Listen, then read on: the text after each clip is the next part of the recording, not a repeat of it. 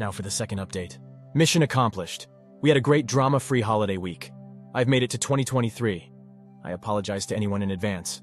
I find humor about how my condition helps me. I'm finding I am being a bit selfish currently. All of the participants dispersed yesterday afternoon. I only have a few updates because I'm not going to talk about my week with my family. That is for me to cherish. Observations about WW in this week. I honestly think this is the first time she stepped out. Being with all of us this whole week seems to take a toll on her. It is funny how when you know something, a person's actions make more sense. She was secretive about her phone. She stepped out of our family gathering to get some air quite a few times. The best was when she needed to run into town, and one of the grandkids wanted to go to town also. The gymnastics she did to not take the grandkid. I have to admit that I kinda played with it by asking why not. So the affair is continuing, with me now retired and she is asking me about my plans for the day or week. So I go ahead and tell her, and then ask her what her plans are. Later this week, I will suggest we meet up for lunch due to me being in the same area as her on our plans, just to F with her. I guess it was true someone said on another post, unpredictability is the cheater's worst enemy. This morning I met with my lawyer. I had made decisions and asked him to draw up papers. I replaced my temporary will with my new permanent will. That has been signed and should not have to change again. In preparation for all hell breaking loose, I had him draw up divorce papers based on the prenup and the evidence of the affair. She gets nothing but 25% of our shared assets. Think housewares and furniture. I keep all of my liquid assets, retirement funds, and items I purchased with my own wealth. Also, if I push it, she is required to pay alimony. I have signed them and have a packet created with all of our evidence of the affair. I am holding this in case I want to use it. I sold my loan to the trust. I will allow the trustees to convert it to shares in AP's company. Speaking of the trust, I have decided how I want it managed. I will drop myself to a 1% trustee. The twins will get the majority of the trusteeship. The 4 grandkids will make up the rest. All of the grandkids' proxies will be Sarah and Steve's. As each turns 24, the kids' trusteeship will move from Sarah and Steve to the grandkid. If a fraction is left over, Sarah gets the extra share/vote/value. I have planned a meeting with the kids, Sarah and Steve, for next week. I plan on telling them everything then. They have to sign documents, and they will want to know why I'm doing this. So when this is done, my personal value will be my liquid assets, personal property, and the money from the AP's loan. So in the worst case scenario, Jane will get very little compared to the assets and value in the trust. In the next couple of weeks, I will disperse the few personal items I want to go to the kids and grandkids. Those are already at a safe location where my lawyer has access. Some of you commented on my health. Well, if I was not clear, I am not fighting this. I am letting nature take its course.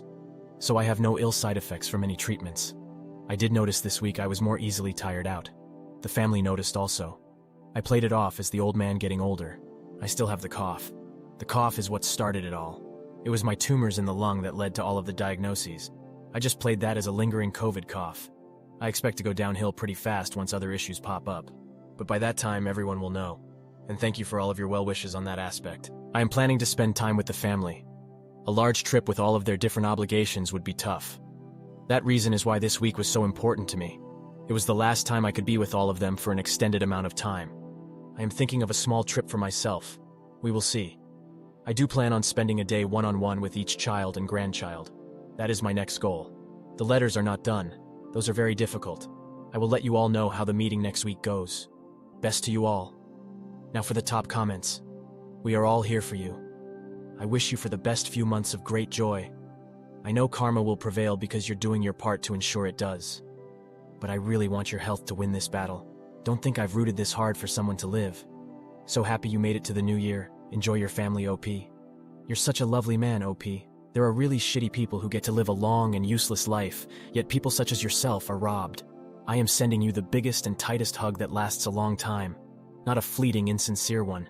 When my sister passed from pancreatic cancer, she refused pain medication because she didn't want to be drugged and out of it. That will always stay with me, seeing her in pain and still hanging out with us.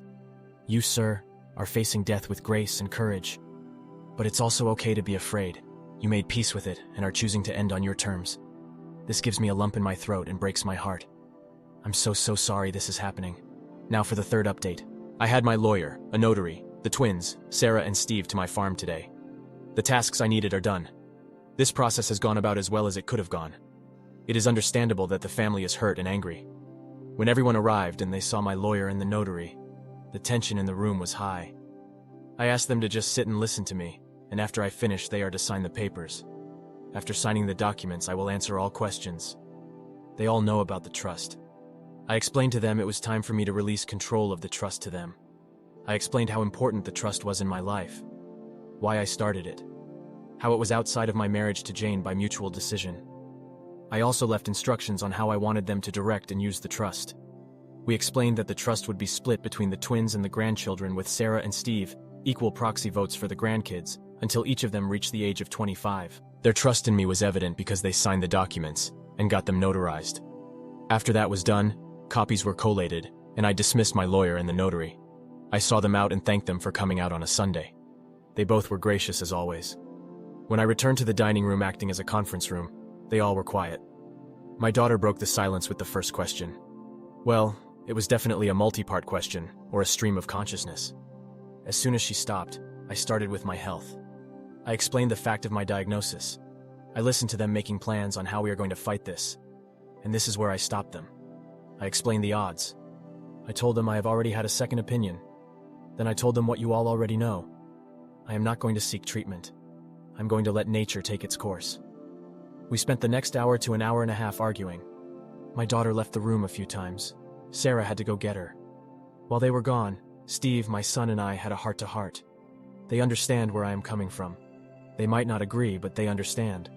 The consensus is that Sarah and my daughter will come around. After all, this calmed down, and I knew the next question was coming. When did I find out? And I told them. And now there was another round of anger and sadness. I explained that I wanted one more holiday week where I was not a dead man walking, that I was selfish. I wanted this diagnosis to be after the holidays. I don't want it to taint their holidays for the rest of their lives. My daughter, sensing there was still more, went all Kojak. She was not going to leave the room until all were out. She asked how in the hell did Jane not tell her. That is when I dropped the last bomb. I told them exactly the same account of events that I did in my first post. That is the first time I truly saw the fire of anger in my daughter's eyes. I then told them she to this day does not know I know. I basically answered the same questions, plots, and etc. that you all suggested. So I guess you all prepped me well. In the end, I told them I valued them way more than Jane. For me, I just want to spend the rest of my days in peace not worrying about Jane. I had to explain my actions during the holiday week. They also pieced together her steps outside for air, and the trip into town where she did not want to bring the grandkid. They were worried I did this all alone. I told them I have some social media friends that helped me through the roughest of this time. I refused to tell them where and how. They can learn later, but I still want this space for myself. The emotions were really raw, and we have been talking off and on as a group for a few hours. But I told them I needed to go back and talk about the trust. They understand that the trust will be very helpful in not allowing Jane to obtain my hard-earned wealth, that it protects them, and that is why she is not part of this meeting. With that said, I then needed to share the financials of the trust. I'm pretty sure that they all saw the trust as a tax dodge, or just a way to protect assets in a marriage where the kids are from another woman. They were not prepared for me to share the finances. As I started to go through the assets and the balance sheets, the room just fell silent. Then there was one question. Why did you work so hard those years when you had this much? I explained my philosophy of personal finance, something they have heard many times before and take to heart.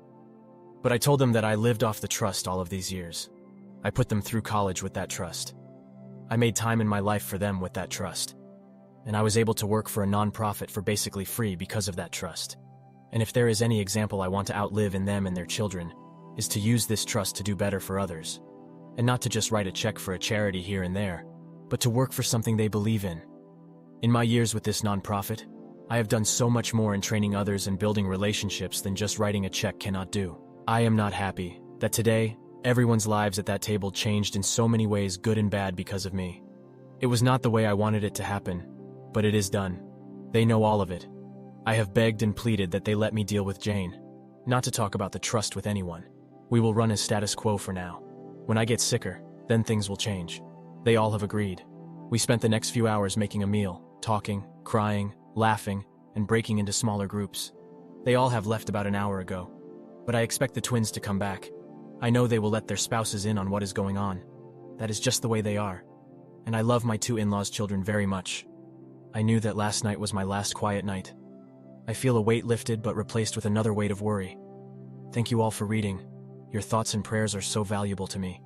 Again, tell your loved ones how you feel and give them a hug. Now for the top comments. Wow. If you aren't the epitome of the phrase, lead by example, I don't know who is. One thing you may think about doing is to start making some recordings or writing a journal with thoughts that your family can come back to and watch. It doesn't have to be anything significant, just your thoughts, and maybe some of your favorite stories and things you'd like to share so that they have them when they miss you. That being said, since you've been here sharing this tough stuff with us, I wanted to ask, are there any fun memories of stories you'd like to share? No worries if not. I just thought it'd be nice to not only be here with the hard stuff. Good luck to you and your family. You probably know this, but it sounds like you lived life right. I do have a smartphone. I guess I could start doing that. I got my letters finished, and they were hard. Maybe the videos would be just more candid. Like, hey, I am going to the store and I just remembered this is my thought on X. Thanks for the idea. Wishing you and your family all the best. I'm glad to hear you'll now have support closer to you and not just us internet strangers. Your family will rally around you and make all the more memories while they can. Blessings to you. Been reading your story from the beginning, and you are restoring my faith in humanity. I wish you good days and happy moments for rest of time you have. Thank you all for taking the time to listen to today's story. Please like and subscribe to help the channel, and so as not to miss out on the part 3 of the video. I'll see you in the next one. Take care.